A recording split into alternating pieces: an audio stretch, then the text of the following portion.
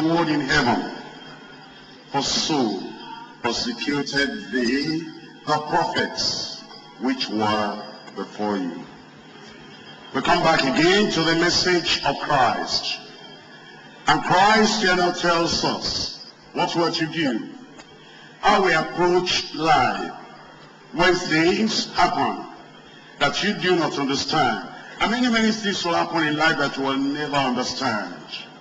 Many things happen to patriarchs of old, the people of old, the prophets of old, that they didn't understand.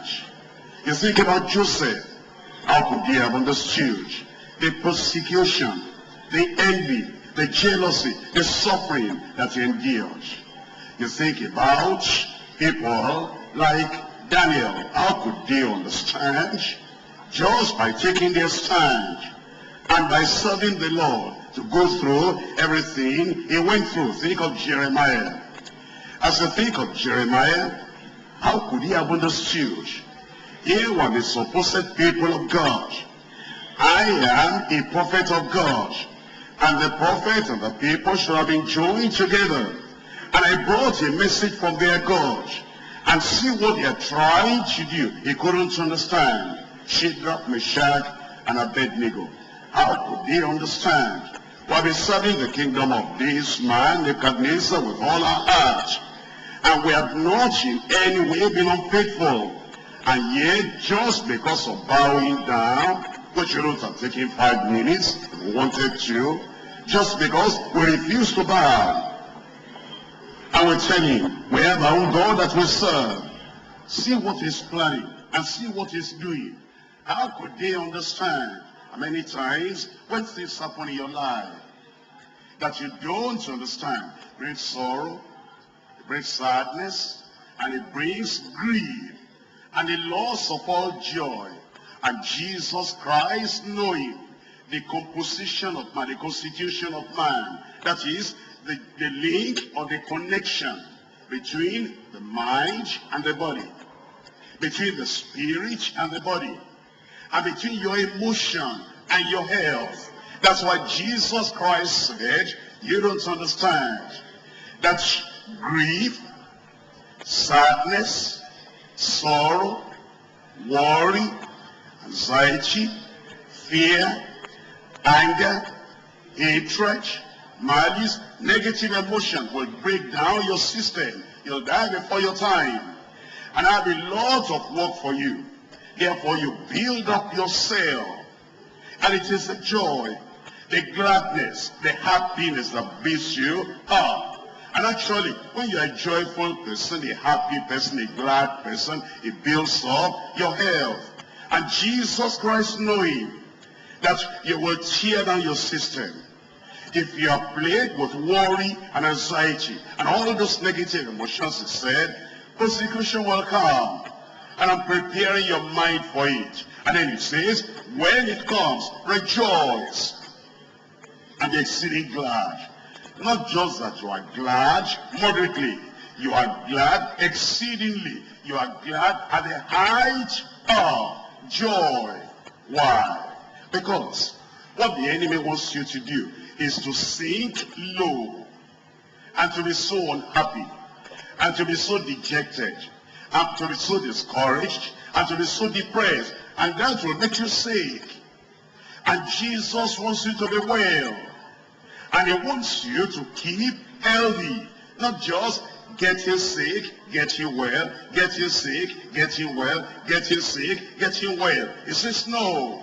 And he says the way to just be on top of the world and to walk on the stormy waters of life and to be healthy and to be sound and to be ready for the ministry the Lord has given you is always to carry a joyful atmosphere along with you, a happy look along with you, and a happy, joyful, glad attitude that nothing ever brings you down. That's why it says, rejoice. In fact, the way it says it in Luke, look at Luke chapter 6. In Luke chapter 6, reading from verse 22 and verse 23, it says, blessed are ye when men shall hate you, and when they shall separate you from their company, I shall reproach you, and cast out your name as evil. For the Son of Man say, rejoice ye in that day. See the emphatic way, and the firm, authoritative way, like an imperative. Don't sit down and mourn. Don't back out and get discouraged. Rejoice ye and leap for joy, jump for joy, become young again. How many of you know that when you leap, when you trot, when you wake up in the morning and you go for a walk, and when there's nothing in your heart depressing, nothing in your soul discouraging, and then in your body, your bones are being renewed every time you're walking, you're jumping, and you're not even thinking of the problems you have. It renews your youth as that of the eagle. That's why it says there is power in joy. Rejoice ye that day and leap for joy, for behold, your reward is great in heaven. For in like manner did their fathers unto the prophets. Now you know that good food or good balanced diet strengthens the body, and it's what we call mental diet. That is your emotion, your thoughts, the things you imagine, your dreams, your desires, and your attitude being on the positive side of life. You know, anything that happens, there's a positive side. You know, if it's raining, somebody can say, what a bad day. Another person will say, what a fresh, cool day. If it's shining and the sun is very hot, somebody can say, what a lousy day. The other person can say, what a bright day. If somebody gets late to you, you may all be ruffled and unhappy and dejected. Why is it like this? You may have the attitude, what a bad fellow. Or you may have an attitude, what a confident man, that even though he's late, yet he's not killing himself because of that. You see, there are two sides to life. Anything that happens, you cannot be negative attitude and destroy yourself. You cannot be depressing attitude and destroy yourself. And you cannot be discouraging kind of atmosphere around you, that the thoughts within and the air around you, the atmosphere around you is all depressing and discouraging, and your face is gloomy, everything is down, and you make yourself sick. Or you cannot be bright attitude, a joyful attitude, and not care at all what is happening around you, and say that nobody can take the joyful attitude and the happy life and the happy emotion away from you. That's why Jesus Christ said, rejoice. And when you rejoice like that, he says, be exceeding glad. Exceeding glad, because great is your reward in heaven. Our mental diet helps our emotion and strengthens our mind. And I can tell you, a strong mind will build a strong body. A peaceful mind will build a calm body. There will be no arthritis or the joints that are stiff. And then you're always thinking about yourself. And you are self-consumed. All that will not be there. You let go. And when you let go like that, no strings attached to you. You are not binding yourself. You are not binding your joints. You are not binding your mind. And you are not gloomy and moody sitting down somewhere thinking that, you know, all the world should revolve around me. And because I am stopping, the whole world should stop its motion. But when you are happy, and you have that mental diet of a joyful mind, you will maintain a strong, healthy body. Joy assists our faith, assists our hope, assists our love. You know, it's very difficult for somebody who is moody, unhappy, thinking about himself. I'm unfortunate. I don't know why life is like this. When I want sunshine, there is rain. The day I want rain, there is sunshine. When I want people to visit me, I don't see anybody.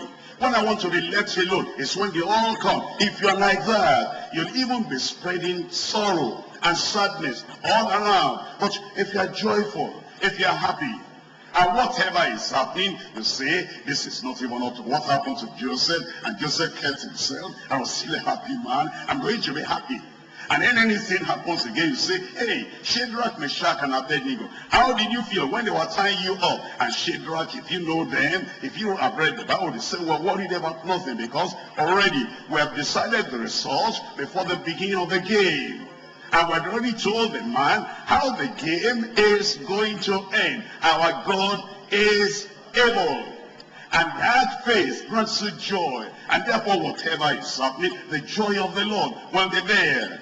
And so there you understand that sorrow of heart will just depress you and will cause despair and even sickness. Nehemiah chapter 2. In Nehemiah chapter 2, we're looking at verse 2 and see the comment of this king on Nehemiah. Nehemiah chapter 2 verse 2. Wherefore the king said unto me, why is thy countenance sad? Why is thy countenance sad? Can I answer the question for you? If your heart is sorrowful, your countenance will be sad. If your countenance is sad, it weakens you. Look up here. You know, sometimes it's like, let's say you have good news. You're just taking an exam. And that exam you are taking, they just told you now that, have you seen the result? You say, what? And they say, you came up as number one on the whole list. It's on the board. Have you seen it? And then you're very happy. At that time, if you had headache, before that news, the headache just goes of itself. I'm telling you. If you were very, very hungry, and you said, I'm very hungry, my stomach is biting me. When you hear that good news, the hunger, you don't know where the hunger has gone. Am I talking to you? And then, but now as you are very happy, and you want to go to the board and look at the result, somebody came to you and said, did you see anybody from home yesterday? No, not at all. So you don't know what has happened. What's that?